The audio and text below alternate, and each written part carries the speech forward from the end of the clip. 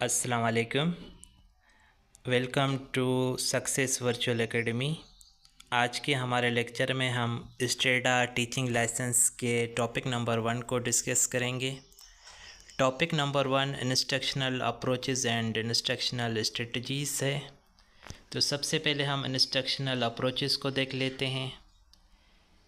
Instructional approaches principles, beliefs and ideas का set है जिसके ज़रिए क्लासरूम में लर्निंग कराई जाती है। इंस्ट्रक्शनल अप्रोचेस को दो हिस्सों में डिवाइड किया गया है। टीचर सेंटर्ड, जिसे आम लफ्ज़ों में हम डायरेक्ट इंस्ट्रक्शन भी कहते हैं, एंड स्टूडेंट सेंटर्ड। सबसे पहले हम टीचर सेंटर्ड इंस्ट्रक्शनल अप्रोच को डिस्कस करते हैं। टीचर सेंटर्ड इंस्ट्रक्शनल अप्रोच में टीचर प्राइमरी सोर्स होता है नॉलेज का, और जितनी भी इंफॉर्मेशन, जितनी भी नॉलेज ट्रांसमिट होती है to the students through lectures, demonstration या फिर मेमोराइजेशन के ज़रिए, तो वो टीचर के ज़रिए ही ट्रांसमिट होती है। और दूसरी जानब स्टूडेंट सेंटर्ड में टीचर का जो रोल होता है वो फैसिलिटेटर का होता है। स्टूडेंट सेंटर में एक्टिवली पार्टिसिपेट करते हैं। वो experiences, inquiry and problem solving की मदद से अपनी नॉलेज को कंस्ट्रक्ट करते हैं। और इंस्ट्रक्शनल स्ट्रेटजीज़ मींस के एक्शंस, कौन कौन से इंस्ट्रक्शनल एक्शंस हैं जिनके ज़रिए क्लास में लर्निंग कराई जाती है। तो स्ट्रेटजी एक सिस्टमेटिक प्लान होता है, और इसको हम एक स्पेसिफिक एक्शन भी कह सकते हैं टीचर की जानिब से लर्निंग ऑब्जेक्टिव्स हासिल करने के लिए। तो इंस्ट्रक्शनल स्ट्रेटजीज़ में cooperative learning, differentiated instruction and scaffolding आती हैं। तो सबसे पहले हम कोऑपरेटिव लर्निंग को डिस्कस कर लेते हैं। कोऑपरेटिव लर्निंग का एक ऐसा एक्शन है जिसमें स्टूडेंट्स को स्मॉल ग्रुप्स में डिवाइड किया जाता है, और उस ग्रुप में जितने भी स्टूडेंट्स होंगे उन सब का एक कॉमन गोल होता है। इसमें कोऑपरेटिव लर्निंग में थिंक पेयर शेयर की टेक्निक भी अप्लाई की जा सकती है। थिंक पेयर शेयर में स्टूडेंट इंडिविजुअली सोचते हैं, उसको अपने फेलोज़ के साथ डिस्कस करते हैं, एंड देन अपने फेलोज़ के साथ, अपने ग्रुप के साथ डिस्कस करने के बाद वो पूरे क्लास के साथ शेयर करते हैं। एंड डिफरेंशिएटेड इंस्ट्रक्शन में जैसा कि क्लास में मुख्तलिफ ज़हनियत रखने वाले स्टूडेंट्स होते हैं, तो डिफरेंशिएटेड इंस्ट्रक्शन में इस तरीके से पढ़ाया जाता है कि हर इंडिविजुअल की नीड पूरी हो, क्योंकि कुछ जो क्लास में स्टूडेंट्स होते हैं वो स्लो गेनर्स होते हैं, कुछ फास्ट गेनर्स होते हैं, किनके पास बैकग्राउंड में अच्छी इन्फॉर्मेशन अवेलेबल होती है। और इसमें जो टेक्निक्स अप्लाई की जाती हैं उसमें स्टूडेंट का इंटरेस्ट पैदा किया जाता है ताकि स्टूडेंट जो नॉलेज है वो हासिल कर सकें। एंड इसके फोल्डिंग, इसमें स्टूडेंट्स को टेम्पररी सपोर्ट दी जाती है ताकि जो स्टूडेंट को टास्क दिया गया है वो पूरा कर रहे हैं, मगर वो अकेले पूरा नहीं करते। उसमें टीचर जो होता है, फैसिलिटेटर जो होता है, वो उन्हें क्लास में सपोर्ट करता है। इसमें मुख्तलिफ़ टेक्निक्स होती हैं, जैसा कि ग्राफिक ऑर्गेनाइज़र्स हों या जो बड़े प्रॉब्लम्स हो उनको हिस्सों में ब्रेक डाउन करके फिर सॉल्व किया जाए, या फिर जो सेंटेंस करेक्शन होती है, सेंटेंस राइटिंग होती है, सेंटेंस रीडिंग होती है। तो कॉम्प्लेक्स चीज़ों को स्मॉलर पार्ट्स में, स्मॉलर स्टेप्स में टीचर उन्हें टेम्परेरी सपोर्ट करता है और उन्हें रास्ता दिखाता है ताकि जो भी चीज़ें हैं वो स्टूडेंट आराम से समझ सकें।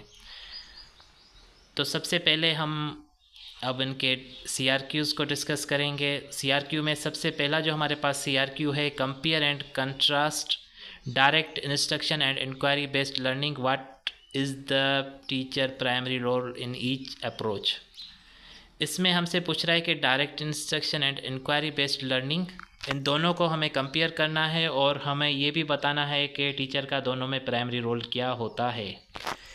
Direct instruction is a teacher centre approach focused on explicit teaching through lectures and demonstrations where the teacher's role is that of a sage on the stage or a primary transmitter of knowledge. In contrast, inquiry-based learning is student-centered where learners develop knowledge by asking questions and solving problems. In this model, the teacher acts as a guide on the side or facilitator, providing resources and prompts rather than direct answers.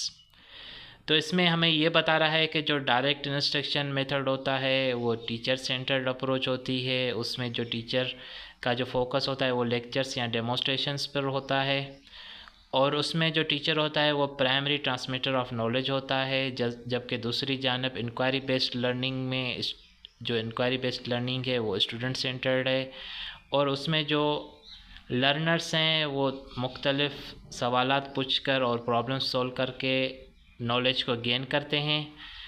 और inquiry based learning में जो teacher होता है वो facilitator होता है, वो side में गाइड करता है, वो रिसोर्सेज प्रोवाइड करता है मगर डायरेक्ट आंसर नहीं देता। हमारे पास दूसरा CRQ है कि define the concept of scaffolding and provide a specific classroom example of how it might be implemented during a complex task. Scaffolding refers to the temporary support structure provided by a teacher to help a student complete a task they cannot yet do independently. As the student gains competence, the support is gradually removed. An example is a teacher providing a graphic organizer or sentence starter for a research paper. As the student becomes more proficient at organizing thoughts, the teacher stops providing these templates for future assignments.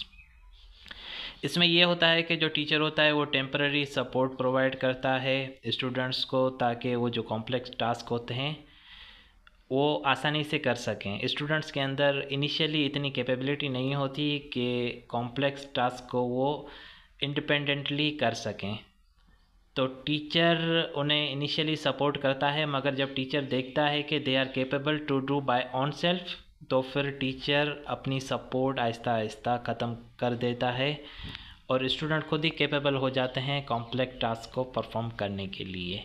हमारे पास CRQ number 3 है, explain the concept of differentiated instruction, list the 3 main elements of a lesson that a teacher can differentiate. Differentiated instruction is a framework for effective teaching that involves providing all students within their diverse classroom community of learners a range of different avenues for understanding new information. Teacher can differentiate by content, what the students learn, process, the activities through which students make sense of ideas, and product, how students demonstrate what they have learned. तो इसमें हमसे ये पूछ रहा है कि differentiate instruction का कौन सा कॉन्सेप्ट है। सबसे पहले हमें वो कॉन्सेप्ट बताना है। तो डिफरेंशिएटेड इंस्ट्रक्शन एक फ्रेमवर्क है जिसमें कि जैसे कि क्लासरूम है तो क्लासरूम में जितने भी स्टूडेंट्स होते हैं तो वो एक डाइवर्स कम्युनिटी को रिप्रेजेंट करते हैं। तो उसमें लर्नर्स की डिफरेंट रेंजेस होती हैं, उनकी डिफरेंट अंडरस्टैंडिंग कैपेबिलिटी होती है। तो टीचर कंटेंट के हिसाब से, प्रोसेस के हिसाब से या प्रोडक्ट्स के हिसाब से डिफरेंशिएटेड लर्निंग करवा सकता है। CRQ नंबर 4 में हमसे ये पूछ रहा है कि what are the key elements required for cooperative learning to be effective, distinguishing it from simple group work. तो इसका आंसर ये है कि for cooperative learning to be effective it must include 5 key elements: positive interdependence, member rely on each other, individual accountability, each member is responsible for share of the work, face to face interaction, interpersonal small group skills and group processing, reflecting on how the group functioned without individual accountability and positive interdependence. It is merely group work where one student might do all the labor. इसमें हमसे cooperative learning के की elements पूछ रहा है। तो cooperative learning तब effective होगी जब पॉजिटिव इंटरडिपेंडेंस हो, मेंबर्स एक दूसरे के ऊपर रिलाई करें, हर कोई स्टूडेंट जितने भी ग्रुप में हो कोऑपरेटिव लर्निंग में वो सारे अकाउंटेबल हो, फेस टू फेस उनका इंटरेक्शन हो, तो ये सारी चीज़ें होंगी तो कोऑपरेटिव लर्निंग इफ़ेक्टिव होगी। उसके बाद हमसे CRQ में पूछ रहा है कि describe the flipped classroom model and explain how it changes the use of in class instructional time. तो इन अ flipped classroom, the traditional order of teacher is reversed. Students review instructional content like video lectures at home before class and use in class time for active learning such as problem solving, debates or lab work. This changes in class time from passive listening to active application, allowing the teacher to provide more personalized support while students engage with the material. इसमें हमसे flipped classroom का model पूछ रहा है और flipped classroom model के हवाले से क्लासरूम में कौन कौन सी चेंजेस आती हैं वो हमें बतानी है। तो फ़्लिप्ड क्लासरूम एक ट्रेडिशनल टीचिंग मेथड जो है उसका रिवर्स है। स्टूडेंट को टॉपिक दिया जाता है, स्टूडेंट उस टॉपिक को घर पर पढ़ते हैं, देखते हैं और देन आफ्टर दैट वो क्लासरूम में आके सॉल्व करते हैं। एंड जो टीचर होता है वो पैसिव लर्नर होता है, वो देख रहा होता है कि स्टूडेंट कैसे सॉल्व कर रहे हैं। एंड नेक्स्ट CRQ में हमसे पूछ रहा है how does project based learning differ from a traditional end of unit project. In a traditional unit, the project is the result, a final task completed after all learning has occurred to show what was learned. In project-based learning, the project is the main course. The learning occurs through the process of completing the project. Project-based learning focuses on a driving question, requires sustained inquiry, and usually results in a public product or presentation to an authentic audience. हमसे ये पूछ रहा है कि project based learning traditional end of unit project learning से कैसे differ करती है। तो जो लर्निंग होती है प्रोजेक्ट बेस्ड लर्निंग में वो प्रोसेस के ज़रिए लर्निंग होती है और प्रोजेक्ट बेस्ड लर्निंग फोकस करती है ड्राइविंग क्वेश्चन पर और स्टूडेंट्स जो होते हैं वो उस पर इंक्वायरी करते हैं टॉपिक पर और जो ज़्यादा वर्क होता है वो स्टूडेंट्स की जानिब से किया जाता है।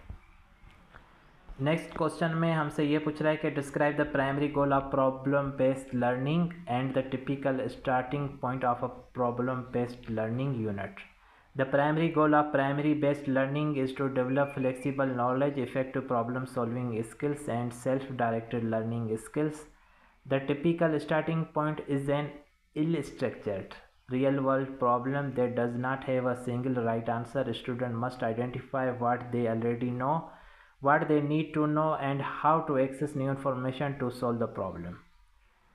तो जो प्रॉब्लम बेस्ड लर्निंग होती है उसमें फ्लेक्सिबल नॉलेज डेवलप्ड होती है, उसमें इफेक्टिव प्रॉब्लम सॉल्विंग स्किल्स आते हैं and direct learning skills students के अंदर आते हैं। इसमें ये आइडेंटिफाई होता है कि स्टूडेंट पहले क्या जानते हैं, वो क्या जानना चाहते हैं और वो कैसे इन्फॉर्मेशन तक एक्सेस कर रहे हैं कि ये प्रॉब्लम सोल्व कर सकें।